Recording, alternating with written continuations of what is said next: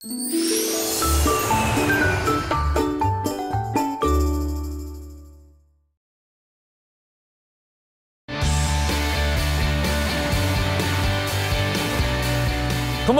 여러분의 아침 햇살이 되고 싶은 남자 김현욱입니다. 굿모닝! 여러분의 아침 공기가 되고 싶은 여자 최정입니다. 내 일상생활 속에 가장 깊숙이 파고든 물건이 뭐냐라고 따져보면 단연 휴대전화를 꼽으시는 분들이 많을 텐데요. 네. 이 휴대전화를 멀리 할수록 행복감이 높아진다는 한 컨설팅 회사의 조사 결과가 나왔습니다. 그렇습니다. 특히나 행복지수가 높은 사람들은 사진 관련 어플리케이션을 많이 사용했고요. 또 반면에 행복지수가 낮은 사람들은 동영상을 보거나 게임 관련 애플리케이션을 많이 사용했다고 합니다. 휴대전화가 우리 생활을 편리하게 만든 건 사실입니다만 가끔씩은 이 휴대전화에 우리가 노예가 된 건 아닌가 이런 생각을 해봅니다. 네. 자, 자주는 그렇게 못하겠지만 이따금씩 휴대전화를 조금 멀리하고 내 옆에 있는 사람에게 한번 집중해보면 어떨까 네. 이런 생각이 드는군요. 자, 오늘도 날씨부터 확인해 보겠습니다. 날씨로 출발! 굿모닝, 매일 아침 날씨를 전하는 김혜연입니다. 벌써 1월의 마지막 날입니다. 요즘 날씨 참 변화무쌍하죠. 추위가 물러가나 했더니 어젠 눈이 말썽이었습니다. 그래도 오늘은 모처럼 평년 기온을 회복합니다. 굿모닝 날씨 참고하시기 바랍니다. 일주일 넘게 기승을 부렸던 한파특보는 대부분 해제가 됐습니다. 현재 서울 기온은 영하 3도로 어제보다 8도가량 높게 출발하고 있고요. 춘천은 영하 5도, 대구는 영하 7도를 기록하고 있습니다. 낮 기온은 서울이 1도, 대전이 4도, 광주와 부산은 6도로 영상권을 보이겠습니다. 하지만 어제 내린 눈으로 도로 곳곳이 미끄러울 수 있으니까요. 출근길 미끄러지지 않도록 조심해서 다니시기 바랍니다. 어제 내렸던 눈은 대부분 그쳐가고 있습니다. 오늘도 대체로 구름량은 많겠고요. 제주의 밤부터 내일 새벽 사이 눈과 비가 내리겠습니다. 제주 산지엔 최대 3cm의 눈이 내리겠고요. 오늘 미세먼지 농도는 보통 수준을 보이겠습니다. 하지만 대기 정체로 미세먼지 농도는 다소 높아질 수 있겠습니다. 한파는 한 발 물러섰지만 미세먼지 농도는 계속 체크해 주시는 게 좋겠습니다. 연일 건조한 대기가 기승입니다. 서해안을 제외한 대부분 지역에 건조특보가 발효 중입니다. 불씨관리 계속해서 꼼꼼하게 관리해 주셔야겠고요. 수분 섭취도 많이 해주시기 바랍니다. 내일도 대체로 맑은 하늘을 보이겠고요. 내일 오후부터는 구름량이 많아집니다. 이번 주 후반까지는 평년 기온을 보이다가 이 주말에 다시 강추위가 찾아올 전망입니다. 내일 밤부터 경기 북부에 눈이 내리겠고요. 이 주말엔 호남과 제주에 또 한 차례 눈 소식이 있습니다. 우리 몸의 70%가 물로 구성되어 있는 만큼 이 물이 정말 중요합니다. 물 없이는 살 수가 없는데요. 이 따뜻한 물의 효능 알아보도록 하겠습니다. 일단 혈액순환을 돕고 신진대사를 촉진시켜서 지방 연소에 큰 도움을 줍니다. 이때 체중 감량과 피부 미용의 효과를 볼 수가 있고요. 또 추운 겨울철에는 면역력이 떨어지고 기관지도 약해집니다. 이때 따뜻한 물을 마시면 각종 바이러스도 제거해줘서 질병 예방에 도움을 줍니다. 또 장의 운동을 촉진시켜서 소화를 원활하게 해주고요. 마지막으로 체온 상승을 도와주기 때문에 생리통 완화에도 탁월하다고 합니다. 생각난 김에 따뜻한 물 한 잔 마셔보시는 건 어떨까요? 지금까지 굿모닝 날씨였습니다.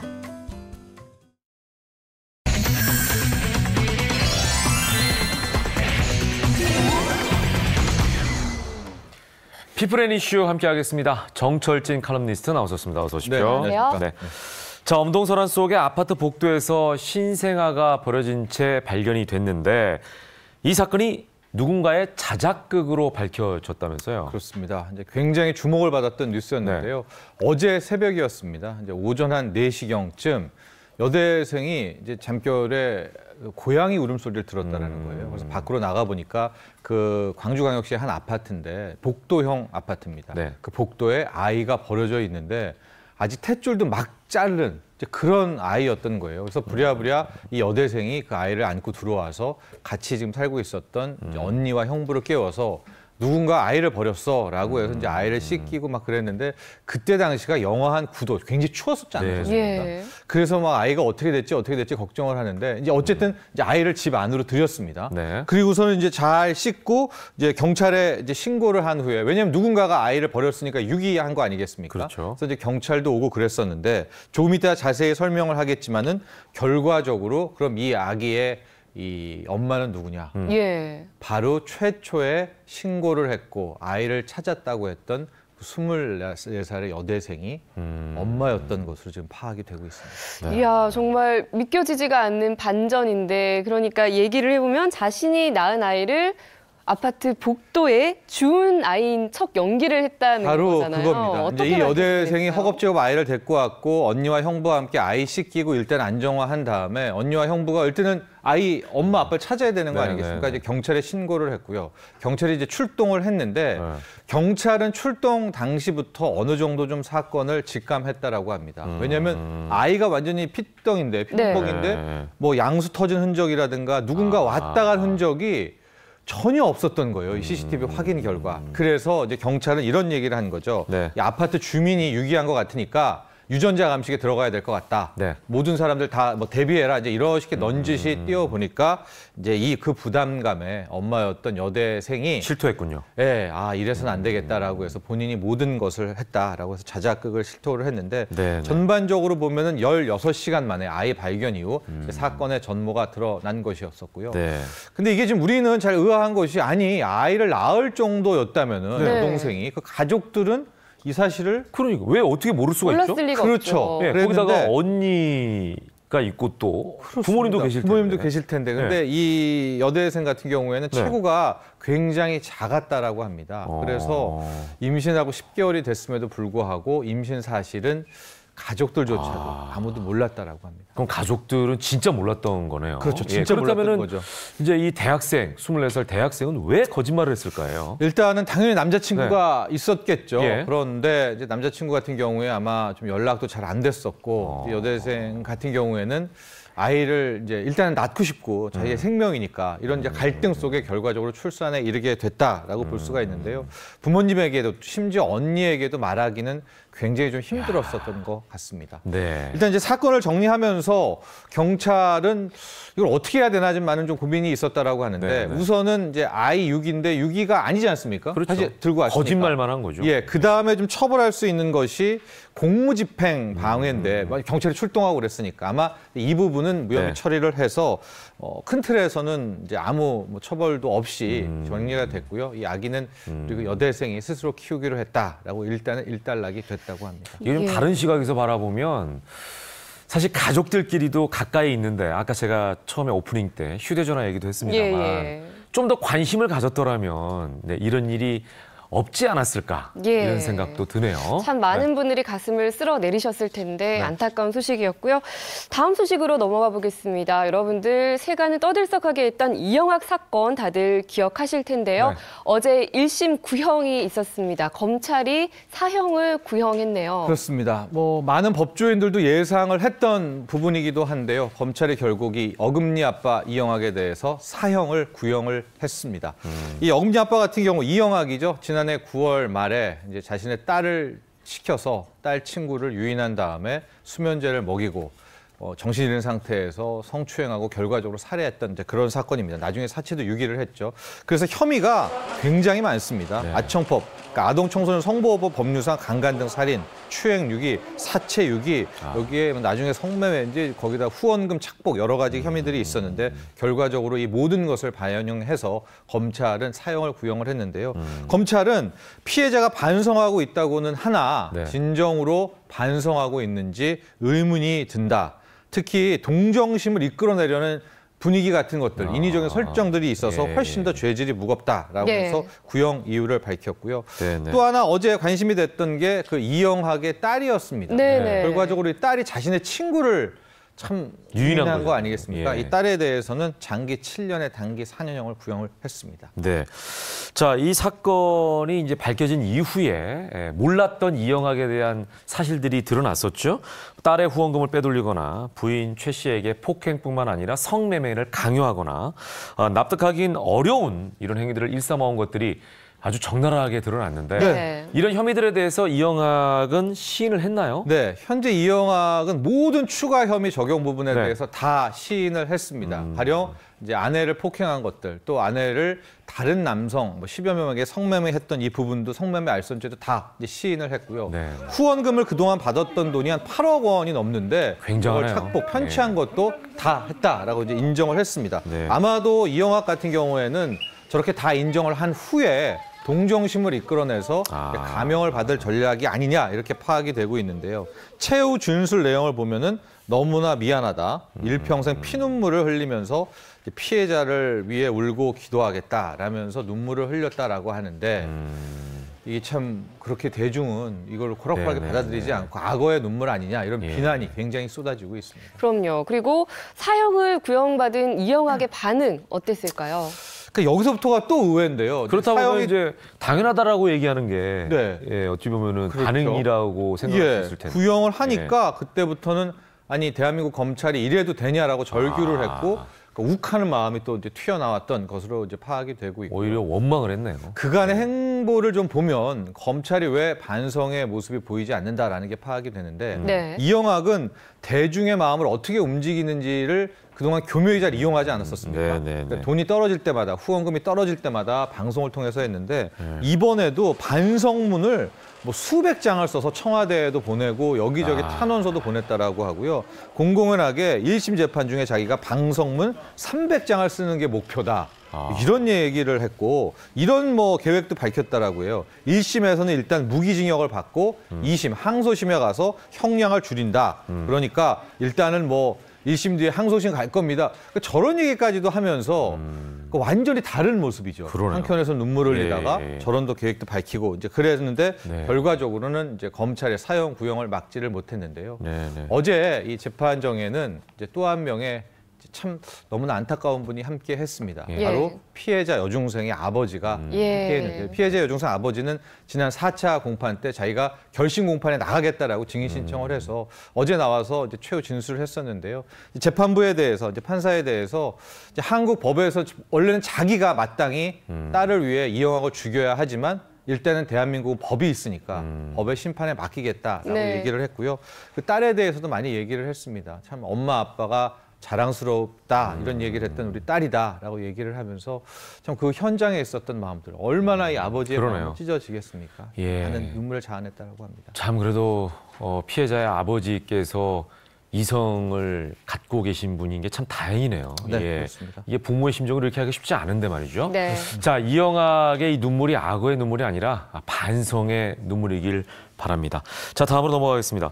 자신이 투약할 마약을 조금씩 몰래 들여오는 이른바 생활형 마약 소비가 크게 늘고 있다고 하는데 마약 밀반입 사례를 보면 어떻게 저기 숨겨서 들어왔을까라고 싶을 정도로 굉장히 교묘하다면서요. 그렇습니다. 이게 우리 사회에 앞으로 큰 문제가 될 수도 있는 이제 그 시작이 되는 사건일 수도 있는데요. 최근에 이 해외 직구 문화가 굉장히 빠르게 퍼지지 않습니까? 그러니까 소량 마약 밀반입이 폭증을 하고 있는 겁니다. 그 어떻게 들여오나 행태를 좀 봤더니요.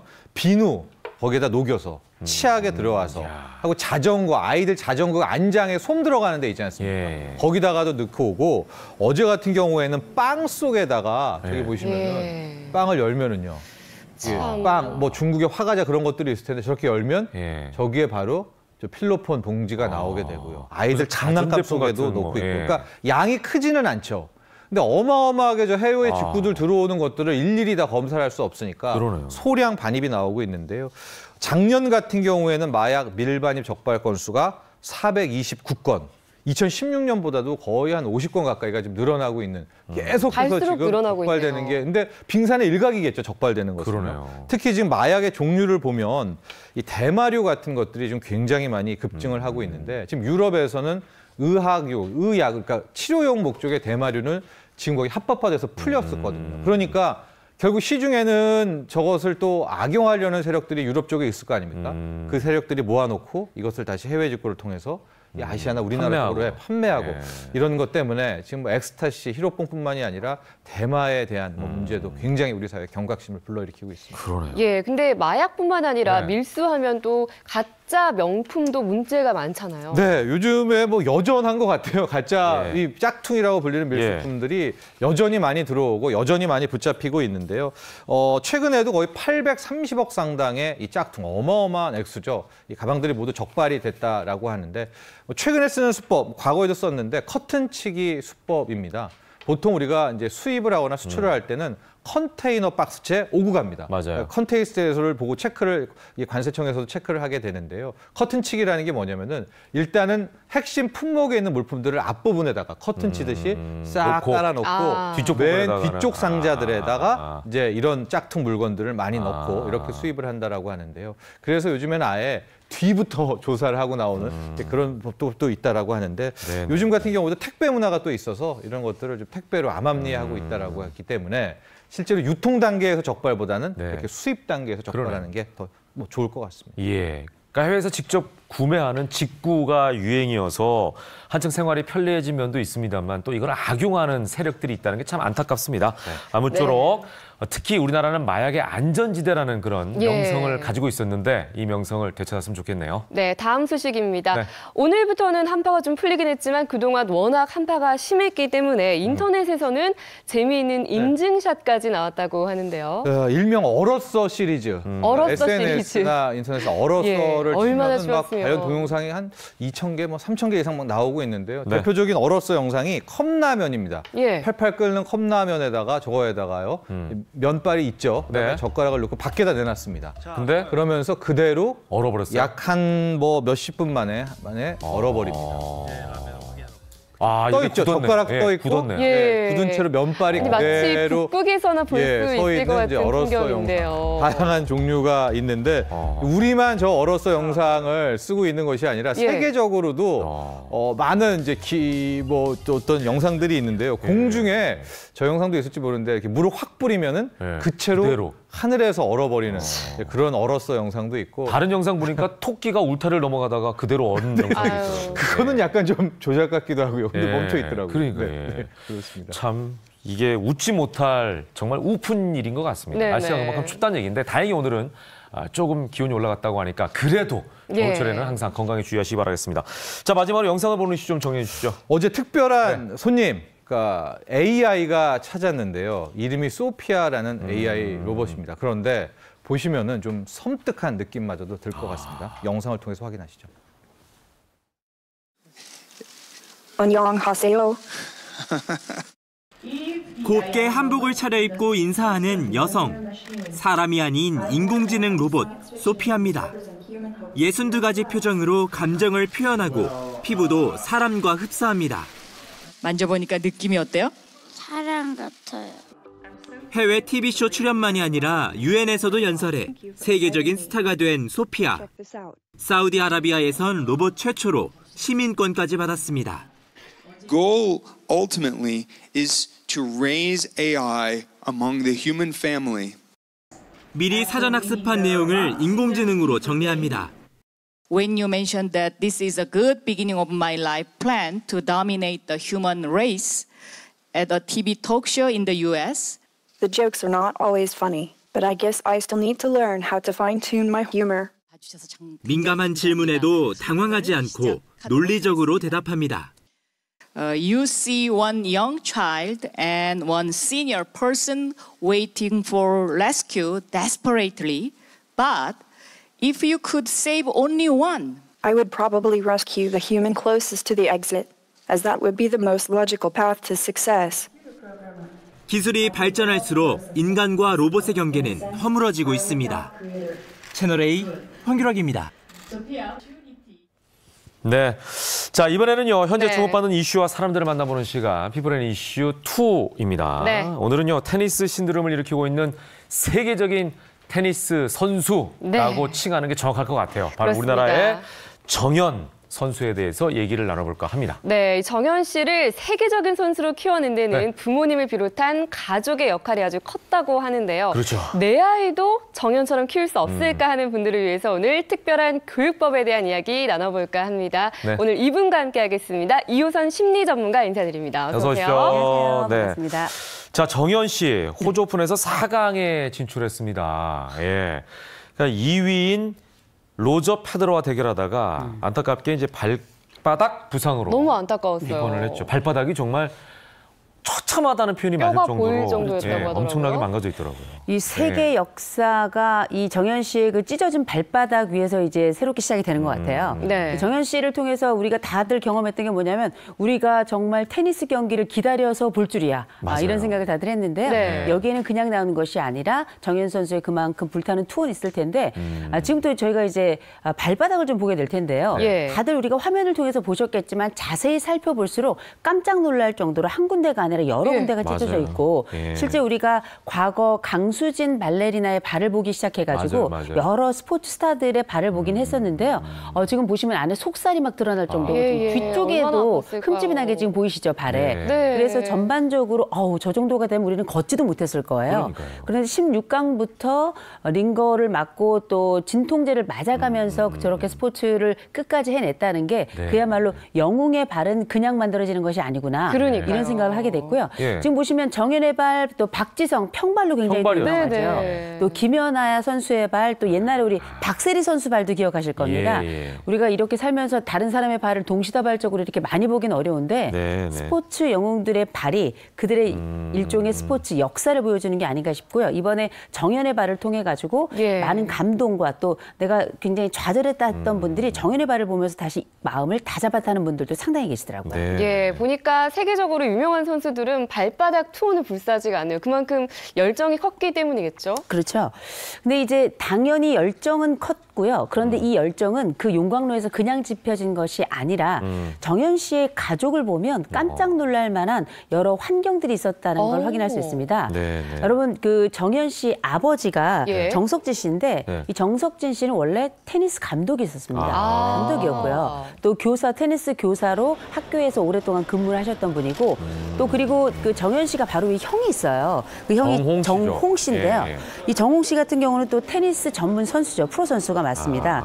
그러면서 사실상 정현 씨는 테니스를 위한 테니스의 가족에서 성장했다. 이렇게 봐야 될 것 같고. 네네. 네, 그런데 네. 중요한 건 그렇다 하더라도 가족의 전적인 지원이 거기에 또 뒷받침이 되어야 이게 가능한 거잖아요. 그렇죠. 실제 이 정현 씨 같은 경우는 아버지가 저는 테니스를 하고 싶습니다라고 하는 정현 씨 이야기에 대해서 전적으로 동의를 하고 함께 해주셨고요. 네. 거기에서 가족들 간에 또 화합이 잘 일어나면서 가족들의 동의 또 지원이 가장 큰 원동력이 돼서 이 정현 씨를 한 걸음씩 그 코트 앞으로 나가게 만든 원동력이 되지 않았나 싶습니다. 이제 집안 분위기라는 게 중요하잖아요. 그럼요. 어떻게 보면 자연스럽게 정현 선수 입장에서는 테니스를 접하지 않았을까 이런 생각도 네네. 들거든요. 아버지가 감독님이고 그렇죠. 형이 테니스 선수니까 자연스럽게 가지 않았을까 이런 생각이 들어요. 안 자연스러웠어요. 아, 그래요? 왜냐하면 예. 정현 씨가 테니스를 좋아했던 건 사실이지만 네. 이제 우리가 형제가 둘이 있으면 둘 다를 동일한 종목에서 스포츠를 시키는 게 부모 입장에서는 이게 쉽지 않습니다. 부담스럽죠. 뭐 비용 문제도 네. 있지만 이 스포츠라는 역사가 저도 과거에 좀 운동을 좀 했던 사람이라 네. 이게 굉장히 어려워요. 그래서 그 모습을 보고 있는 부모도 사실 이게 자녀의 어려움을 고통 보기가 쉽지 않은데 네. 그 정홍 씨, 형인 정홍 씨가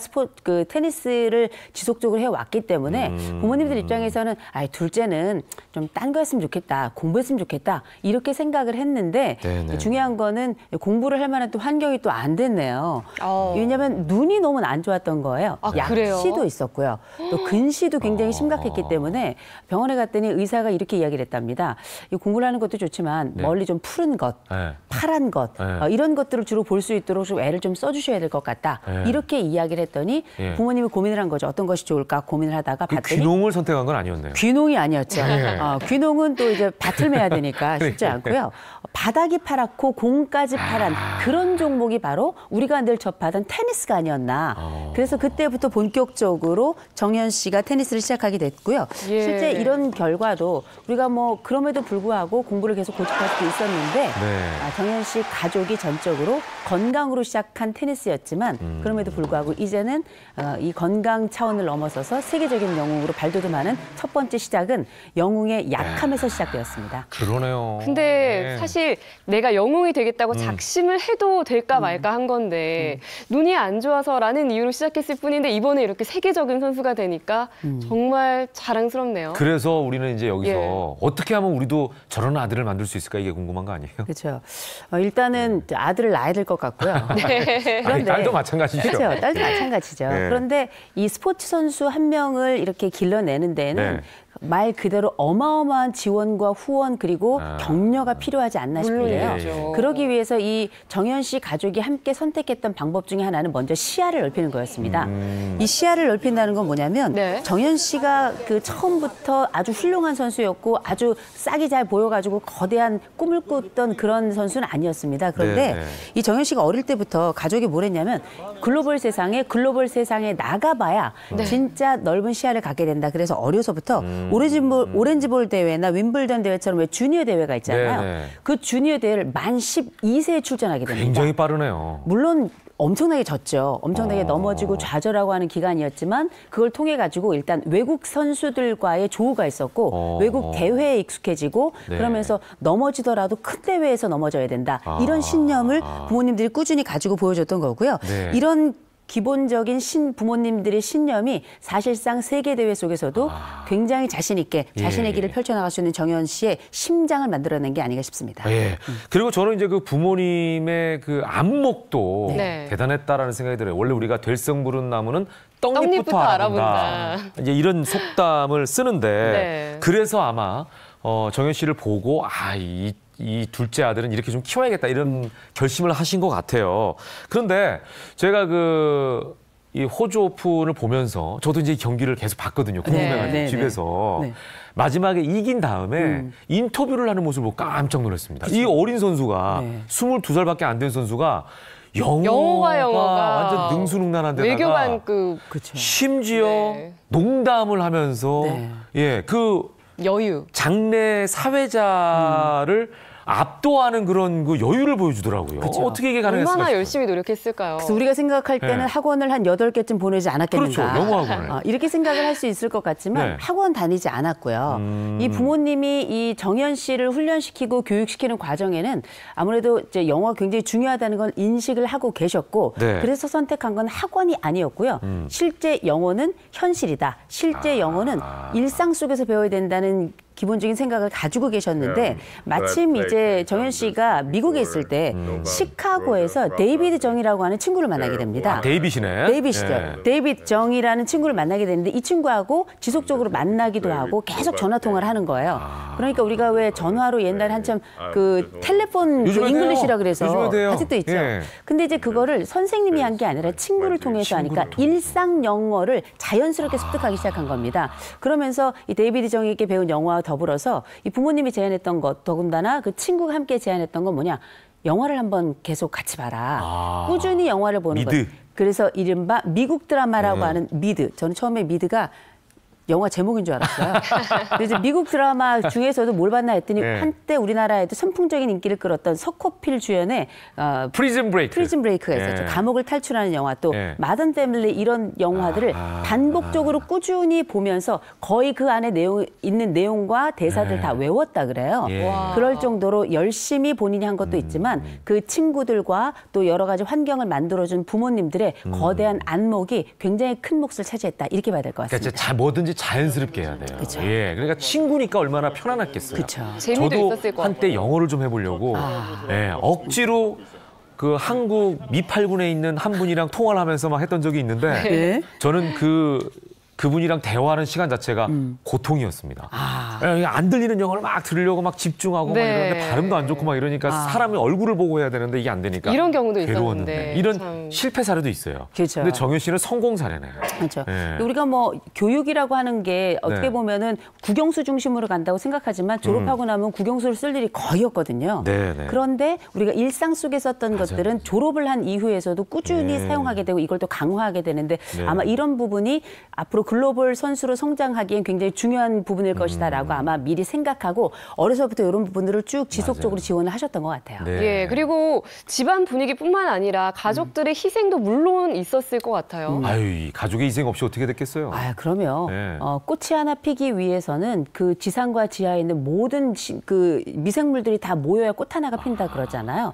말 그대로 그 정현 씨 가족 모두가 다 그 희생과 또 이 희생은 서러운 희생이 아니라 기꺼이 가까운 희생일 텐데요. 예. 그 테니스 경기를 보신 분들은 아시겠지만 이 부모님들 표정이 굉장히 밝습니다. 맞아요. 근데 이 밝은 표정이 나오기까지에는 가족들의 입술을 깨무는 고민이 있었는데요. 정현 씨가 한참 성장하고 특별히 초등학교 때 이 정현 씨가 가족들과 함께 살았던 게 아니라 가족이 또 분리가 돼 있었어요. 네, 네. 이 주말 부부처럼 지냈는데 아버지 같은 경우에는 지금 수원에 있는 학교에서 테니스 교사로 그때 있었고 예. 어머니는 또 물리치료사였습니다. 예. 그런데 이 두 분이 같이 있었던 게 아니라 어머니 또 안성에 계셨기 아이고. 때문에 정현 씨가 초등학교 6학년 때까지는 이 부부가 원치 않는 또 별거를 하게 된 떨어져 거예요. 있네요. 그러면서 정현 씨가 6학년 때 전학을 다시 가게 되는데 네. 그때서야 다시 가족이 합쳐져서 함께 살게 되었는데 네, 네, 그때도 정현 씨 아버지뿐만 아니라 어머니 그 형까지도 전적으로 이 정현 씨가 갈 길을 어떻게 갈 것인가에 대해서 끊임없이 모색하고 에너지와 동력으로 함께했다는 거 아니겠습니까? 그러니까 현대판 맹모 삼천지교. 네, 그렇다고 네. 봐야죠. 예. 이 맹모 아시죠? 맹자의 어머니 예. 우리가 맹모라고 하는데 너무 오래간만에 들으니까 누구 엄마인지 잘 모르겠네요.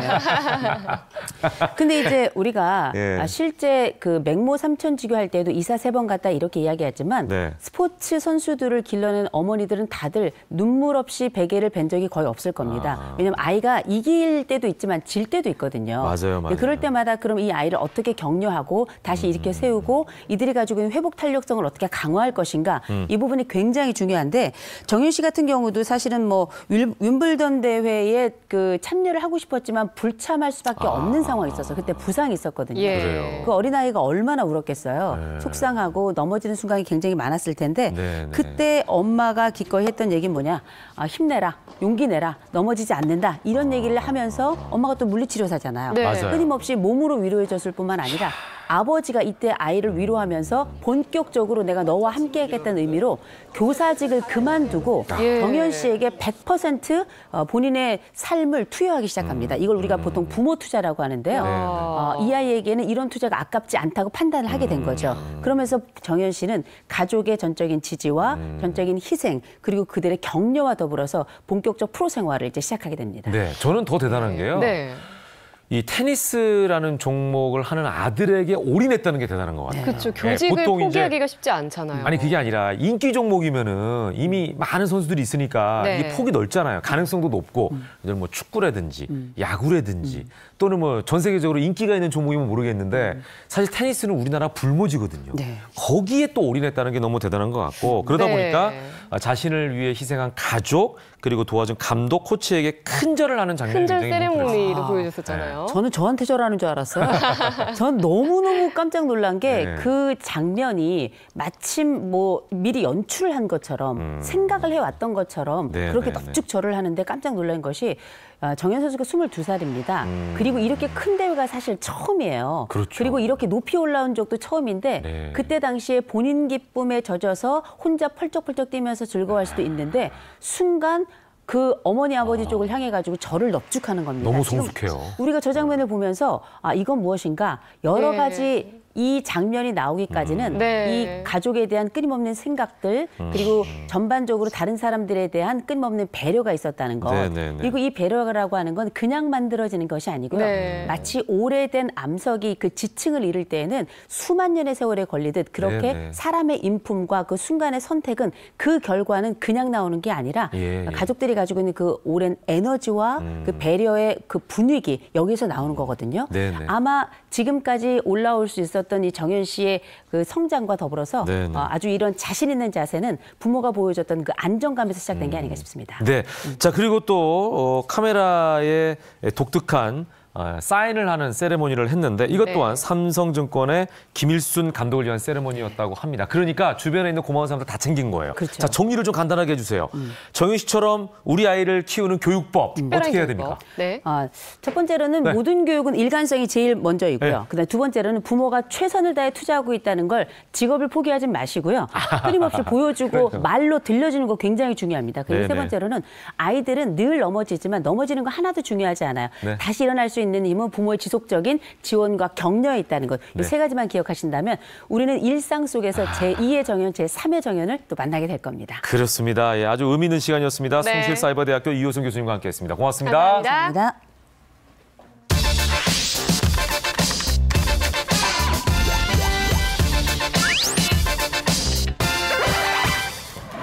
생방송을 함께하고 있습니다. 김현욱의 굿모닝 지금 시간은 8시 6분을 향해 갑니다. 네. 자, 이번에는 연예가 소식을 모아 전해드리는 주간 핫토픽 시간입니다. 네, 함께할 두 분 소개해드리겠습니다. 먼저 홍종선 대중문화 전문기자 어서 인사드립니다. 반갑습니다. 네, 그리고 김묘성 연예부 기자 함께합니다. 네. 안녕하세요. 자, 오늘 주간 핫토픽 첫 순서는요. 먼저 어떤 스타에게 맑은 날씨가 이어졌고 또 어떤 스타에게 흐린 날씨가 이어졌는지 연예계의 온도를 날씨로 살펴보는 시간입니다. 연예 온도! 최혜정 씨 먼저 전해주시죠. 네, 주간 날씨 연예의 온도입니다. 오늘은 흐린 날씨부터 보도록 할 텐데요. 먼저 배우 김우빈 씨입니다. 네, 최근 빅뱅 탑, CN블루 정용화 씨 등 스타들의 군입대 논란이 불거지고 있는 가운데 최근 병역 면제를 받은 또 한 명의 스타 바로 김우빈 씨인데요. 투병 생활로 국방의 의무를 다하고 싶어도 다할 수가 없는 상황이 됐습니다. 지난해 5월 김우빈 씨는 비인도한 판정을 받은 후 모든 활동을 중단하고 치료에 전념하고 있다고 하는데요. 김우빈 씨의 소식 잠시 후 전해드리겠습니다. 네, 이번에는 분위기를 좀 바꿔서 맑은 소식으로 가보도록 하겠습니다. 보랏빛처럼. 네, 가수 강수지 씨 소식인데요. 최근 딸과 함께 강남의 고급 주택으로 이사를 했다고 합니다. 네, 갑작스러운 이런 이사 소식이 전해지다 보니까 일각에서는 혹시 연인인 김국진 씨와 결혼이 임박한 게 아닌가 이런 추측까지 나오고 있는데요. 과연 신혼집인 것인지 아닌지 저희가 이 소식부터 전해드리겠습니다. 네, 자 최혜정 씨가 아주 수줍게 보랏빛처럼 여기 딱 한 부분만 워낙 이 보랏빛 향기는 선풍적인 돌풍을 일으켰던 그런 곡이기 때문에 지금 뭐 이게 1990년대 노래죠. 맞습니다. 네. 지금 몇 년? 한 30년 가까이. 30년 가까이. 이 노래가 사랑을 받고 있다는 걸 보면 엄청납니다. 네.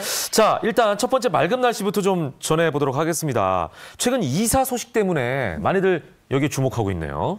맞습니다. 29일 한 매체가 김국진, 강수지 씨, 김국진 씨의 결혼소를 보도했어요. 결혼소의 근거가 근데 꽤 타당했어요. 네. 뭐냐면 지금 강수지 씨랑 딸 비비아나가 원래 방배동에 살고 있었거든요. 네. 근데 방배동에 더 평수 넓은 고급 빌라로 이사를 갔다는 거예요. Why? 왜 더 큰 데로? 이렇게 그러니까 생각하는 근데 거죠. 이게 면적이 130평, 430제곱미터, 전용 면적만 해도 230제곱미터, 평수로 70평인데 심지어 복층이에요.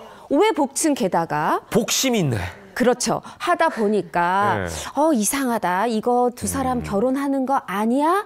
라는 그런 결혼설이 모락모락 피어올랐는데요. 또 게다가 원래 강수지 씨가 방송할 때 말고는 실제로 한 그 회사에 이 이제 건축팀에 종합건축팀에서 이사로 재직하면서 인테리어 전문가로 활동 중이거든요. 근데 그 새로 심지어 샀는데 이게 단층은 뭐 한 16억 5천, 복층은 22억인데 이 22억짜리를 사서 본인이 직접 인테리어 중이라는 거예요. 하다 보니까 결혼설에 무게가 실리고 있는데 여기가 이 방배동 그 설해마을이라 불리는 그 유명한 단지가 있어요. 모모 단지. 여기에 많은 연예인들이 살고 있거나 살다가 이사 갔는데 대충 몇 명만 말씀드리면 뭐 정우성, 정광열 씨, 김정은 씨, 최병서 씨 살고 계시고 강석우 씨 살고 계시고 민혜경 씨 살다가 뭐 이사 가셨죠. 일산으로. 하하, 뭐 박명수 다 나오네요. 네, 너무 많은 분들이 살고 계신 그런 곳이죠. 강수지 씨의 모습이 저는 상상이 돼요. 네, 어떤 모습일까요? 딱 그 복층을 딱 이렇게 사가지고 가서 랄랄랄랄라 보랏빛처럼 이러면서 막 인테리어를 하지 않을까 막 신나가지고. 그런 모습으로. 네. 근데 그렇다 보니까 그 일대가 스타 밀집 거주 지역이라고까지 불린다면서요. 네, 그렇더라고요. 강수지 씨가 이번에 매입한 그 빌라 자체도 이미 이전에 몇몇 연예인이 거쳐갈 정도로 보안이 굉장히 잘 되고 주거 환경이 좋다고 합니다. 그런데 이 빌라 자체뿐 아니라 동네 자체가 이 방배동이잖아요.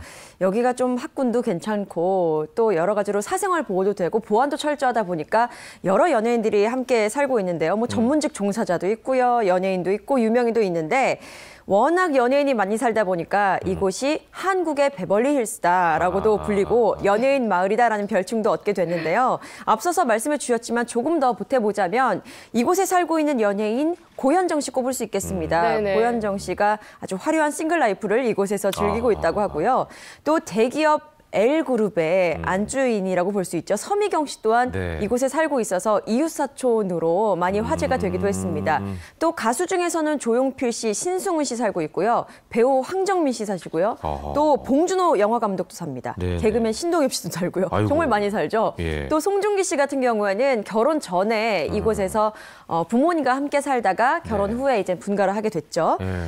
그리고 무한도전의 주역이라고 할 수 있는 말씀하셨듯이 정준하 씨, 박명수 씨, 하하 씨 등이 살면서 이곳이 연예인 마을이 맞구나라고 입증하고 있습니다. 왠지 여기 살아야 연예인이 될 것 같은데요. 그런 그런 생각까지 느낌도 드네요. 들 정도로 정말 네. 많은 분들이 살고 계신데 사실 뭐 이사야 누구나 가는 건데 아까 처음에도 말씀드렸지만 여기에 더 주목하는 이유는 이제 김국진 씨와의 결혼이 임박한 거 아니냐라는 기대감 때문 아니겠습니까? 그렇습니다. 아니 근데 사실 말씀드렸지만 방배동에서 이미 빌라에 살고 있었어요. 뭐 그러니까. 방배중학교 근처에 50평대였다 예. 그래요. 근데 130평. 막 복층. 왜 복층이지? 게다가 또 위아래 이 생활공간, 뭐 화장실, 뭐 주방도 따로 있다 하고 이러다 보니까 이제 이 부분에서 확실해 결혼하려고 하는 거네. 딸은 2층으로 보내고.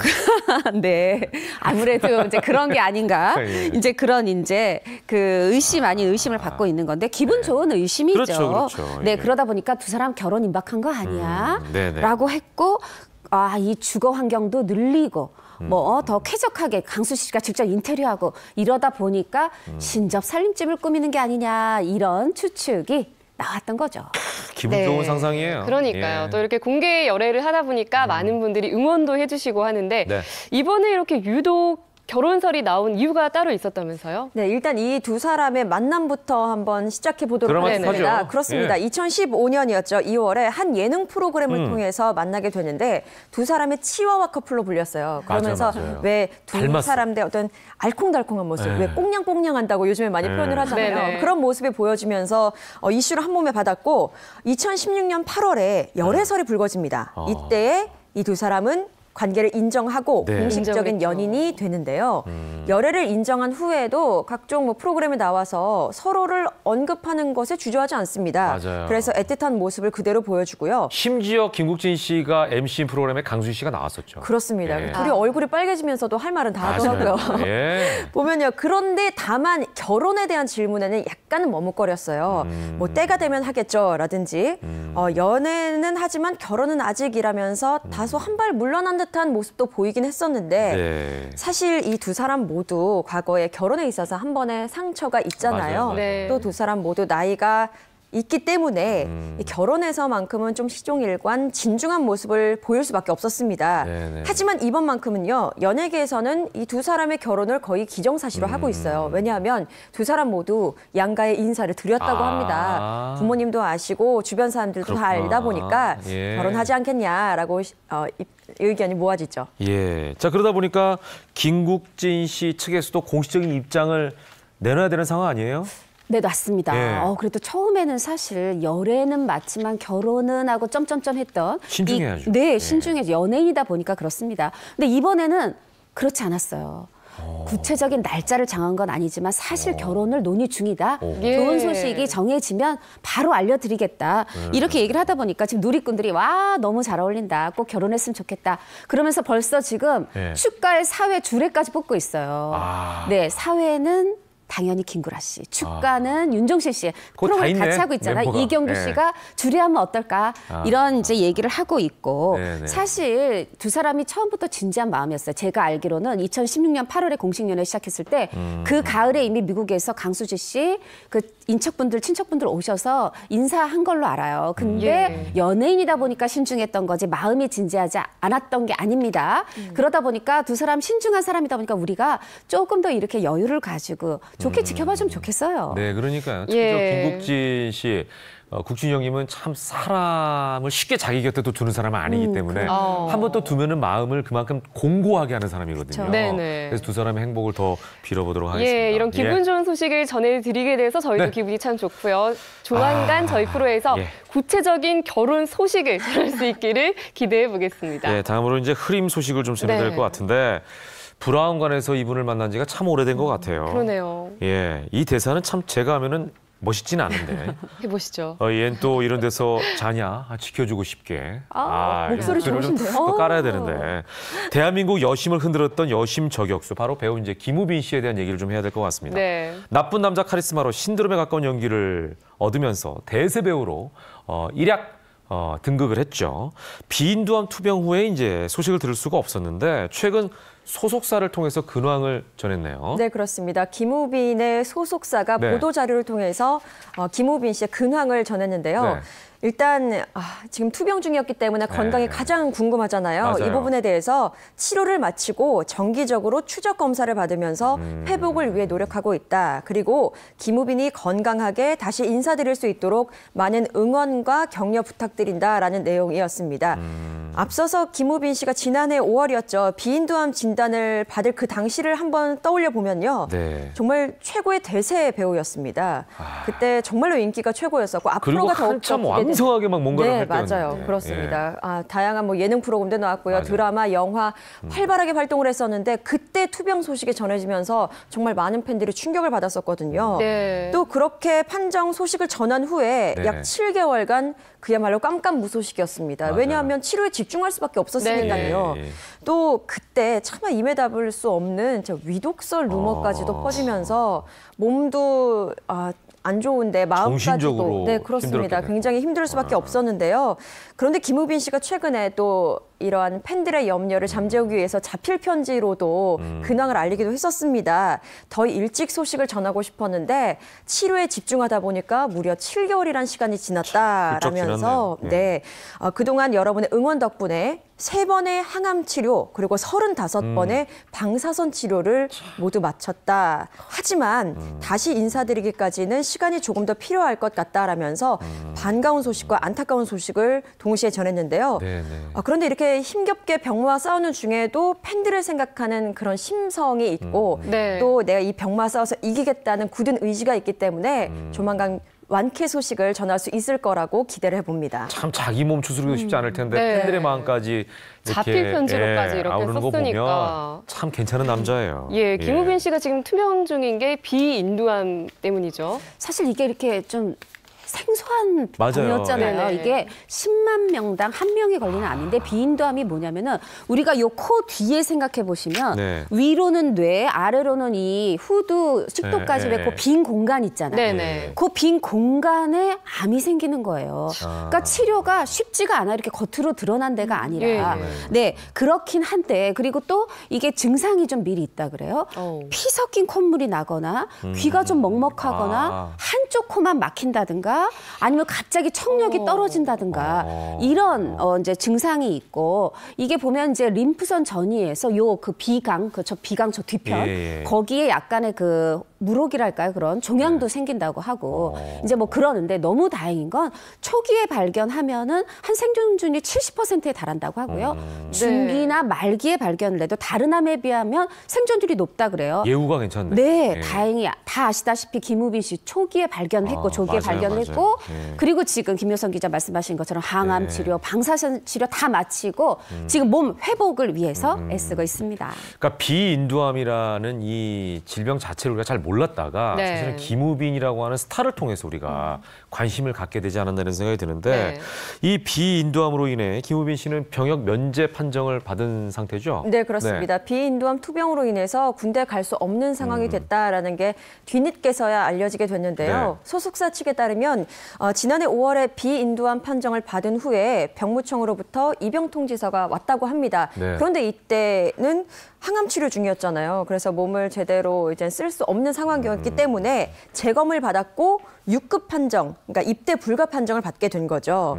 그런데 김우빈 씨의 병역 면제를 두고 뭐 비난하는 사람은 거의 없다고 보시면 되겠습니다. 왜냐하면 군기피 목적으로 병을 뭐 키운 것도 아니고요. 뭐 치료를 하지 않고 방치한 것도 아니기 때문에 당연히 많은 누리꾼들은 건강을 회복하길 바란다라면서 오히려 위로의 말을 전하고 있고요. 그럼 응원해야죠. 그렇습니다. 하지만 간혹가다 악성 댓글이 있긴 있어요. 이건 무시해야 돼요. 네, 그렇습니다. 그래서 오히려 네티즌들끼리 투병 중인 사람에게 이러한 글을 올리는 것은 아니다라면서 자성의 목소리를 내고 있습니다. 이게 이제 자정 능력이죠. 네, 필요합니다. 예. 아직 이제 2월 앞두고 있는데 김우빈 씨 올 하반기에는 좀 볼 수 있을까요, TV에서? 물론 보고 싶지. 했지요. 네. 그러다 조금만 참아주세요. 사실 뭐 드라마로 하면은 수지 씨랑 드라마 하고 이제 바로 활동 중단했잖아요. 네. 영화도 마스터가 이제 맞아요. 마지막이었어요. 그런데 그냥 빨리 돌아오길 바라는 것보다 네. 이게 지금 항암 치료, 방사선 치료 끝났지만 그거보다 추적 검사 통해서 완전히 완치 판정도 받아야 되고 그리고 무엇보다 우리가 다시 만났을 때 예전의 모습 그대로 건강한 모습이어야지 그렇죠. 반갑잖아요. 예. 조금만 여유 있게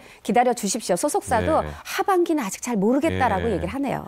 서두를 필요는 없을 것 같아요. 예, 네. 건강이 제일 우선이니까요. 자, 근데 최근에 한간에 떠도는 신민아 씨와의 결별설이 있었는데 이 결별설을 일축시키는 사진 한 장이 온라인에 게재가 됐네요. 그렇습니다. 네. 일축할 수 있는 네. 사진 한 장이 지금 온라인 게시판에 떠돌고 있는데요. 사진 한번 보시겠습니다. 여기가 강남에 있는 한 카페로 저는 알고 있어요. 그런데 모자를 푹 눌러 쓴 사람이 김우빈 씨고. 천장을 보고 좀. 그렇습니다. 요 옆에 이렇게 뒷모습이지만 김우빈 신민아라는 게 너무나도 드러날 정도로 그러네요. 왜 뒤태 미남 미녀인 것 같습니다. 그리고 이 사진뿐 아니라 과거에 김우빈 씨가 투병 생활을 시작했다라고 했을 때에도 통원 치료에 신민아 씨가 함께 이 사진 기억나요. 네, 맞아요. 이건 또 데이트하는 모습이고요. 네. 통원 치료에도 함께 동행했다라는 목격담들이 전해오면서 두 사람의 애정 전선에는 문제가 없는 것으로 전해졌고요. 네네. 신민아 씨의 소속사 역시 치료를 잘 받을 수 있도록 김우빈을 돕고 있다라고 이야기를 했습니다. 네, 저희가 그 김우빈 씨에 대한 날씨를 흐림이라고 했는데 흐림이라기보다는 비 온 뒤에 막 개고 있는 그렇죠. 그런 날씨다라고 이제 제가 예. 말씀을 드릴 수가 있겠네요. 예, 빨리 쾌차하시길 빌겠습니다. 네. 자, 다음 소식으로 넘어가 보겠습니다. 기분 좋은 소식을 알려온 분이 있습니다. 바로 대한민국 대표 미녀 전지현 씨 얘기를 다시 한번 해야 될 것 같은데 아주 좋은 소식 좀 전해주시죠. 맞습니다. 26일 저녁 6시 전지현 씨가 둘째를 순산을 맞아요. 했어요. 이번에도 또 첫째처럼 아들인데 언제 결혼했죠? 두 사람 2012년 4월이었잖아요. 예. 그리고 4년 만에 꽤 오랜만에 2016년에 첫 아들을 순산했고 네. 근데 바로 지난해 2017년 6월에 저 둘째 가졌어요 소식을 전하더니 바로 이번 2월 26일에 그 바로 첫째 또 낳았던 그 병원에서 출산하고 그 산후조리원으로 지금 들어갔습니다. 근데 전지현 씨 생각해 보세요. 저 긴 생머리, 하얀 피부, 네. 그리고 아주 가녀린 몸매, 정말 우리들의 영원한 첫사랑일 것 같은 그녀가 이제 두 아들의 엄마가 됐습니다. 믿기지 않아요? 엄마네. 엄마네요. 그러네요. 근데 그동안 전지현 씨가 공식적인 자리에는 잘 모습을 드러내지 않다 보니까 궁금했었는데 태교만 했을까요? 태교에만 전념을 했겠죠? 그렇습니다. 일단 지난해 6월에 둘째 임신 소식을 밝힘과 동시에 활동을 딱 중단을 했었어요. 그래서 정말 태교에만 집중하는 모습이었는데 9월에 딱 한 차례 또 공식 석상에는 모습을 드러낸 바 있습니다. 예. 의류 브랜드 행사였는데요. 사진을 보시면 깜짝 놀랄 겁니다.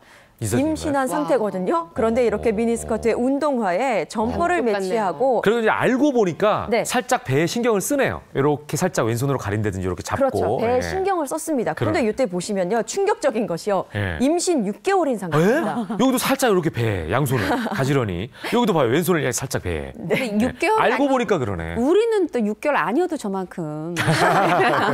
예. 평소에 우리는 6개월을 가지고 다니잖아요. 네, 그래서 이때도 굉장히 와 임신한 몸매가 저렇게 늘씬할 수 있나라고 해서 깜짝 놀랐었는데요. 네네. 이후에도 TV에서 한동안 모습을 볼 수 없다가 가족과 함께, 그러니까 남편과 아들과 함께 외식하는 모습이 또 포착이 되기도 했어요. 사진 함께 보시면요, 이 모습입니다. 뒷모습인데 굉장히 단란해 보이죠. 그러네요. 뒷모습. 아들 모습 너무 귀여워요. 그래서 이때 굉장히 화제가 되기도 했었는데요. 팬이 찍은 사진이었고요.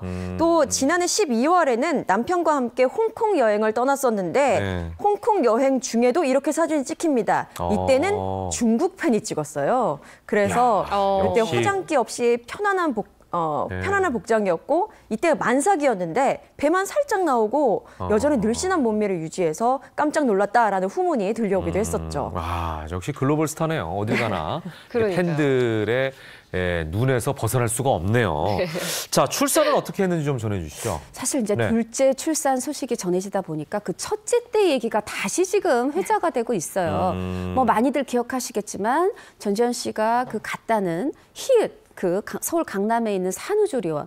정말 저도 사진으로만 봤지만 7성급 호텔, 이제 침대며 소파며 보통이 아니던데요. 네. 근데 그것뿐이 아닙니다. 여기가 3계층으로 나눠져 있는데 제일 싼 데가 한 2주에 960만 원, 제일 비싼 데는 2주에 2천만 원이라 그래요. 근데 왜 이렇게 비싼가 봤더니 이제 아기를 낳았어요. 그럼 병원에 갈 때까지 고급 리무진으로 일단 이동을 해주고 그리고 그 안에 보면은요 피부과, 이 아이 낳고 나면 피부에 막 기미도 올라오고 피부가 안 좋거든요. 피부과가 아예 안에 있고요. 그리고 이제 모유 수유 잘할 수 있도록 마사지사가 상주하고 아기를 어떻게 돌보는지 가르쳐주는 사람도 있고 당연히 소아과 의사가 회진도 하고요.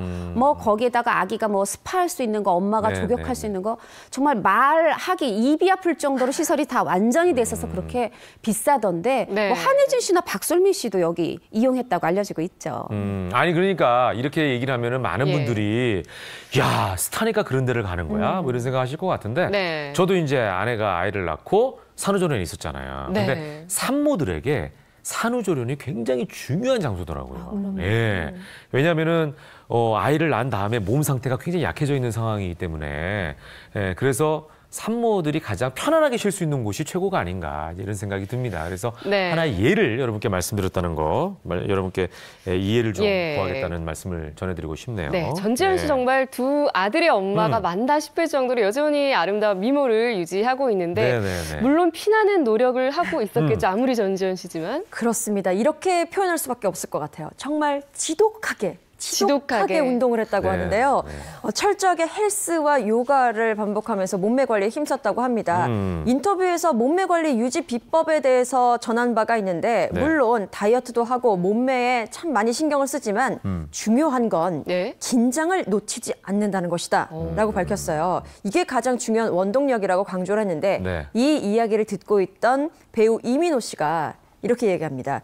촬영 쉬는 날에는 아무것도 하지 말아야 쉬는 것 같은데 전지현 씨 같은 경우에는 이때도 운동을 꼭 한다. 와. 이 사람은 운동하는 게 싫은 거죠. 네. 운동하는 게 싫은 어떻게 보면 또 일을 운동하는 사람은 그렇게. 네, 그렇습니다. 또 식단 조절도 굉장히 철저하게 했다고 해요. 하루 3끼를 저염식으로 먹었고요.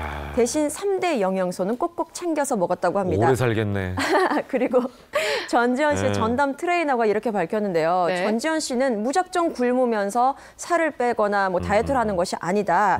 운동과 병행했을 때 효과가 극대화될 수 있도록 그런 다이어트가 설계되어 있다라고 비법을 전하기도 했습니다. 네, 자 최근 잇따른 결혼과 출산 소식이 이어지고 있습니다. 기분 좋은 소식이죠.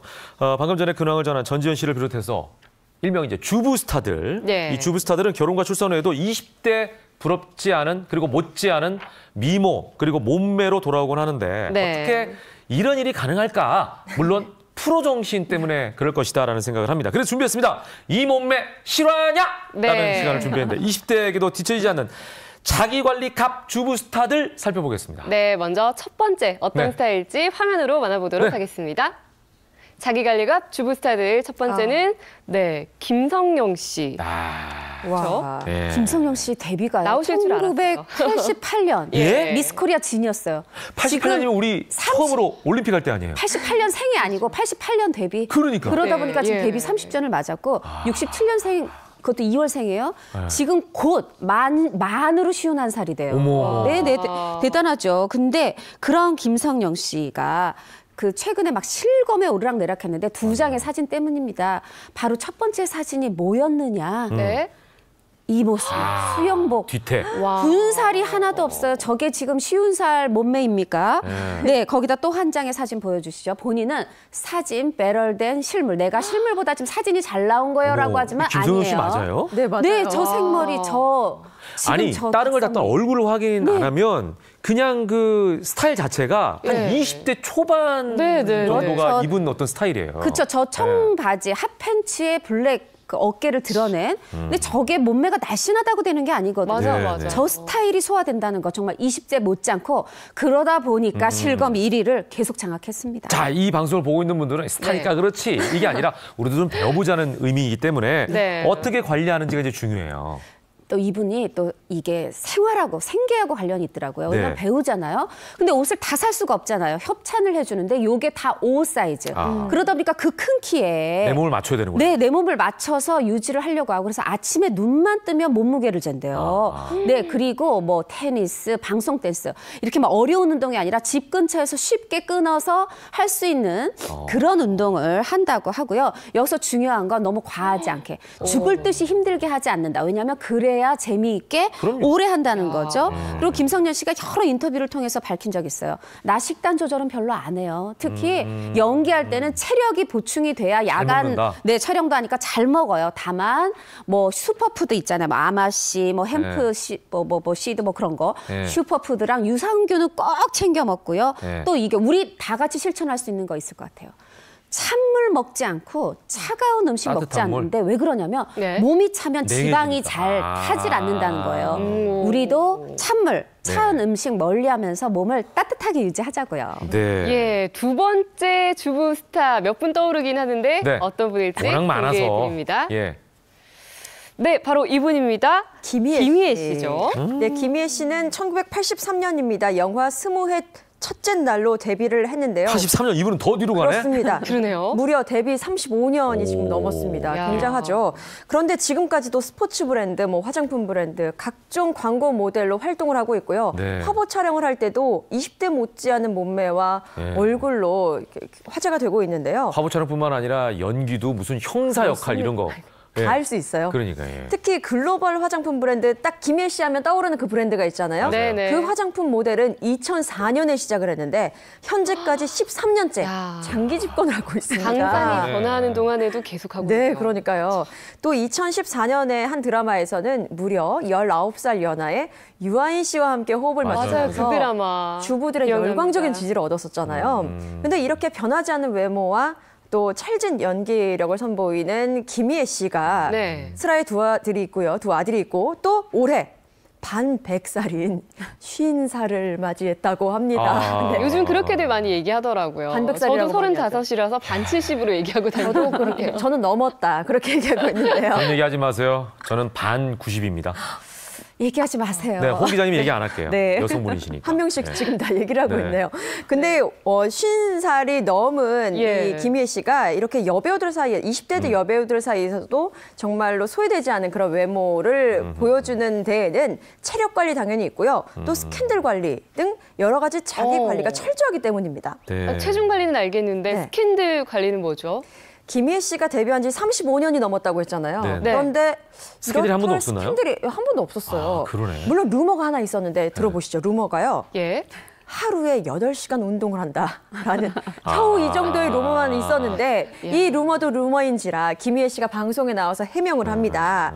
8시간이 아니라 간단한 운동을 하루에 3번씩 10년째 하고 있다라는 건데요. 이 1시간 동안 근력 운동하는 것이 간단한 운동이라고 표현을 하고 있어요.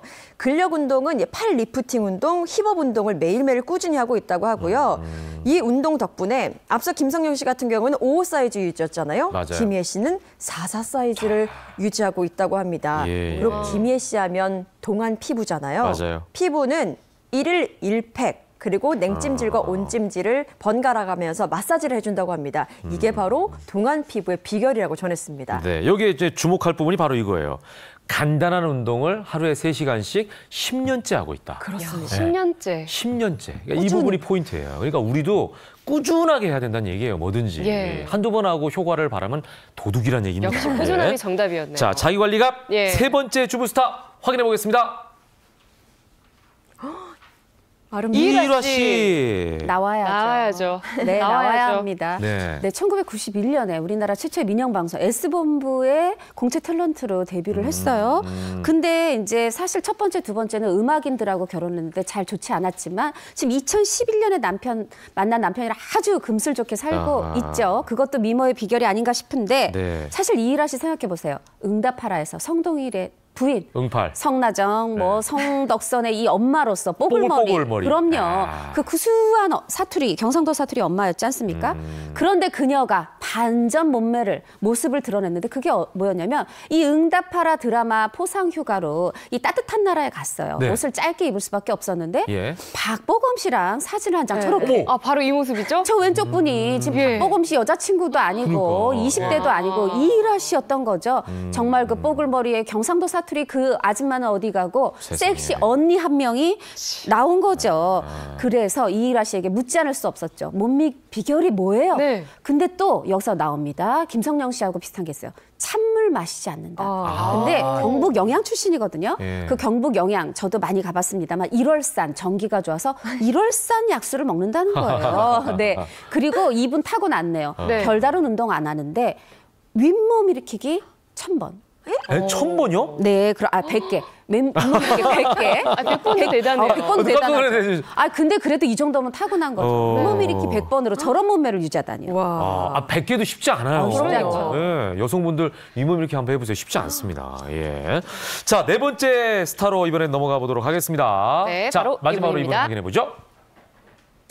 나왔습니다. 희성캠. 이분입니다. 네, 김희선 씨죠. 빠질 수 없습니다. 네. 미의 여신이라고 아직까지도 불리고 있는데요. 93년에 데뷔를 해서 연기도 하고 예능 프로그램 MC도 하고 최고의 스타 자리에 올랐다가 2007년에 사업가 박주영 씨와 결혼을 하면서 네. 활동을 중단하는데요. 축구 선수 아닙니다. 네, 그렇습니다. 네. 그 이후에 딸 연아 양을 낳고 작년에 결혼 10주년을 맞이했는데 역시나 어려 보이는 외모를 자랑했단 말이에요. 근데 김희선 씨의 관리 비법 화내시면 안 됩니다. 긍정적인 마인드라고 해요. 아니 근데 이거 되게 중요해요. 스트레스 안 받는 거. 그럼 예. 바로 그겁니다. 그러니까 다이어트나 나이 생각하면서 스트레스 받기보다는 그냥 즐겁게 자연스럽게 변화를 받아들이자라고 하는데요. 네. 그러니까 술 같은 경우에도 김희선 씨 주당으로 꼽히잖아요. 근데 네. 음주에서도 굉장히 긍정적인 마인드가 발산이 되는데 스트레스를 받게 되잖아요. 술을 안 먹으면. 그러니까 맞아요. 차라리 술을 조금 먹고 집에 가서 숙면을 취하는 게 좋다라고 이야기를 한다고 해요. 네, 근데 네. 참 안타까운 것은 이러한 비법 때문에 뷰티 프로그램 섭외가 안 들어온다고 합니다. 많은 노하우들을 알려줘야 되는데 긍정적인 마인드요. 뭐 자기 전에 맥주 한 잔 이렇게 말할 수가 없으니까. 그러네. 그래서 또 이런 면에서 아쉬움이 있다고 하더라고요. 예, 김희선 씨 같은 경우에는 보기에는 네. 참 이렇게 새침할 것 같은데 네. 털털한 성격. 그렇죠. 정말 예, 이게 이제 네, 털털하기까지 긍정적인 하죠. 마인드하고도 연결이 되는 것 같은데 네. 스트레스를 안 받는 게 사실은 자기 관리하는데 굉장히 중요합니다. 예, 몸매를 유지하는 데 있어서. 네. 왜냐하면 스트레스를 많이 받으면 어떤 분들 막 스트레스 풀려고 막 드시잖아요. 네. 예, 그러니까 이런 것들이 끔찍하게 다 되고. 몸으로 가기 때문에 네. 예, 이런 것 좀 기억하시면 좋을 것 같네요. 자, 이게 스타들, 특히 주부 스타들의 철저한 자기 관리를 저희가 살펴봤는데 네. 그냥 이걸 살펴보는데 끝나는 게 아니라 우리도 한번 적용해보자라는 것까지 활용을 좀 해보시길 바라는 마음으로 네. 오늘 주간 핫토픽 여기서 마치도록 하겠습니다. 두 분 말씀 잘 들었습니다. 감사합니다. 고맙습니다. 1년 365일 주부들의 한결같은 관심사. 바로 나에게 딱 맞는 소품으로 집안 분위기를 개성 있게 바꾸는 거 아닐까요? 그래서 오늘 개성 살리는 인테리어 노하우를 준비했습니다. 한눈에 시선 사로잡고 마음까지 빼앗는 형형색색 커튼들. 우리 집도 이렇게 달라질 수 있다면? 상상을 현실로 만들어준다는 이것. 다양한 꽃무늬가 먼저 반겨주는데요. 보통 커튼이 아니래요. 이 제품들은 이제 물 건너온 커튼 원단들입니다. 프랑스, 영국, 스페인, 캐나다, 인도, 터키 등등 뭐 이렇게 다양한 나라들이 있습니다. 나라마다 특징이 있습니다. 프랑스나 영국 같은 경우에는 화려한 색감과 독창적인 디자인으로 개성이 강한 특징이 있습니다.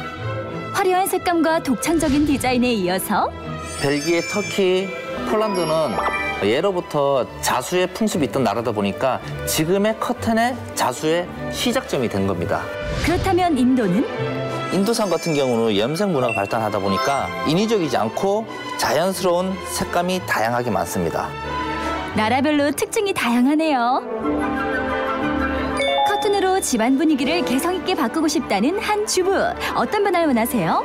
오래됐고 색깔도 많이 바라고 해가지고 집에 변화도 줄 겸 해서 새로운 걸 커튼을 좀 보러 왔어요. 10년간 사용한 커튼. 밋밋한 색감에 찬바람이 들어올 것 같이 재질도 얇았습니다. 그렇다면 그렇다면 안방은 어떻게 바꾸면 좋을까요?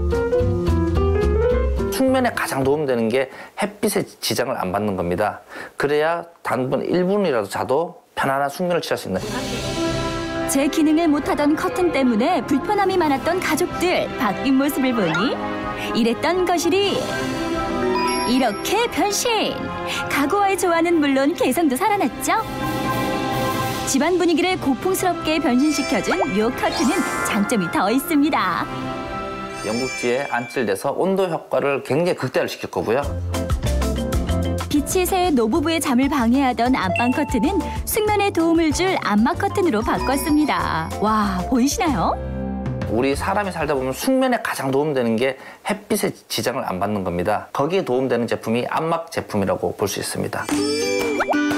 화려함으로 집안 분위기도 살리고 실용성까지 더하니 이보다 좋을 수 없네요. 친환경적이기까지 하다는데요. 비교 실험을 한번 해봤습니다. 유럽산 커튼은 천에 불을 붙여도 그름이 없는 것 보이시죠? 이러니 건강은 덤으로 따라온다고요. 남녀노소를 만족시키는 개성 만점 커튼.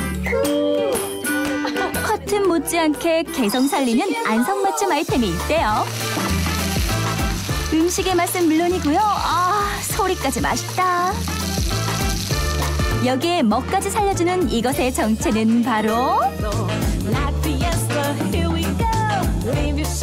전통 녹그릇입니다.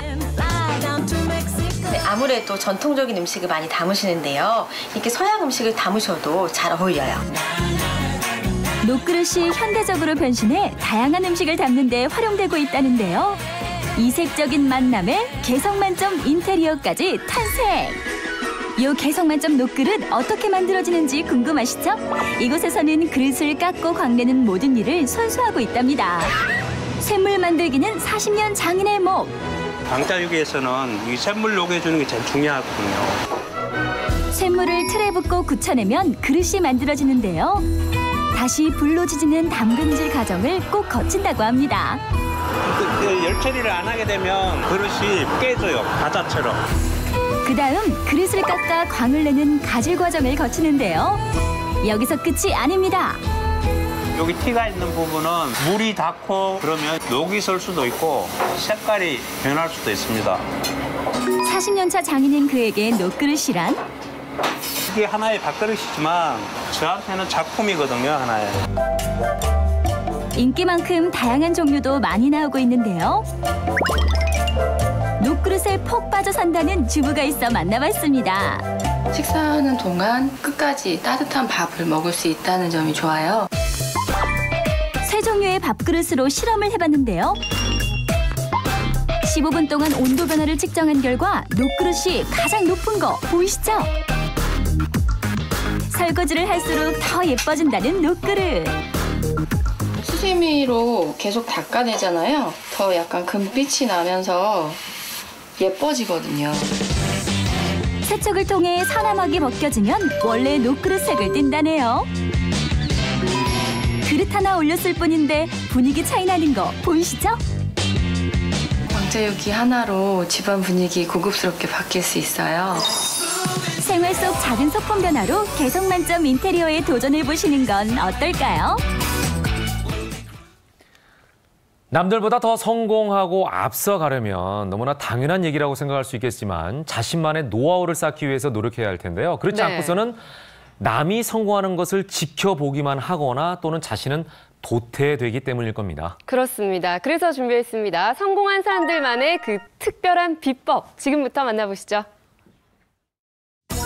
매년 창업자 수는 100만 명가량. 하지만 동시에 늘어가는 폐업자 수. 그만큼 살아남기 힘들다는 증거겠죠? 그런데 말입니다. 이 어려운 시기에 성공한 괴짜 사장들이 있습니다. 어떤 분인지 지금 만나보시죠. 손님으로 발 디딜 틈이 없는 한 가게. 아이는 물론 어른에게도 인기 만점 인형 뽑기 샵인데요. 사람 발길이 끊이지 않는 데는 다 이유가 있습니다. 제가 다 뽑았습니다. 정말 대박인 것 같습니다. 기회가 잘 뽑히니까 자주 오게 되는 것 같아요. 인형이 잘 뽑히는 이유 바로 괴짜 사장 덕이라는데요. 지금 뭐 하시는 거죠? 이제 뽑으실 때 이렇게 하나씩 가져서 열심히 이렇게 탑이 쌓이거든요. 그때 이제 이렇게 넘어가는 거거든요. 그냥 바로는 잘 안 뽑혀요, 인형이.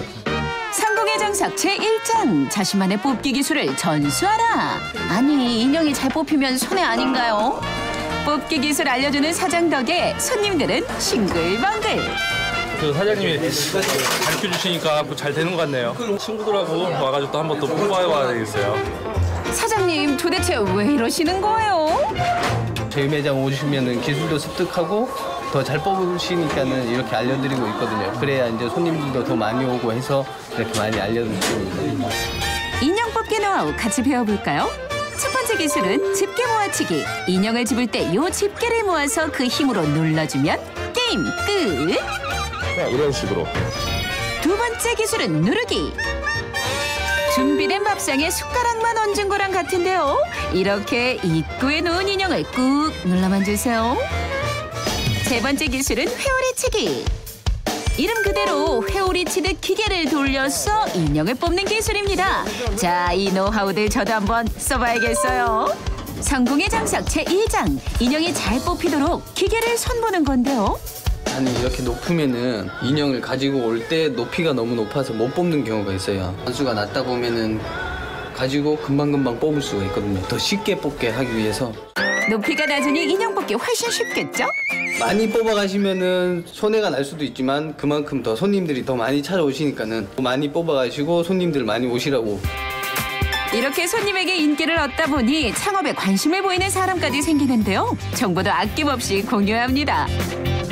창업이 있다 그래서 조언도 얻고 처음이다 보니까 어떻게 한 줄도 모르고 해갖고 와서 얘기를 한번 들어본 거죠.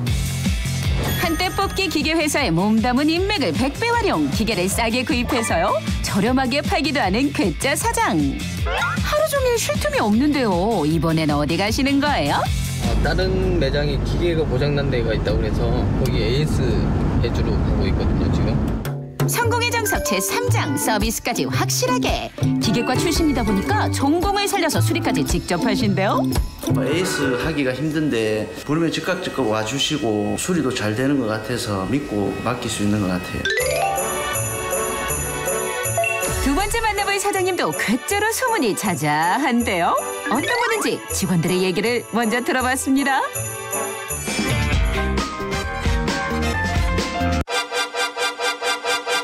까칠할 것 같고 말을 좀 쉽게 건네기가 좀 어려운? 개방적이고 큰형 같은 그런 안도감을 주는, 위안을 주는. 키 크고 훤칠하고 오렌지족? 점점 정체가 궁금해지는데요.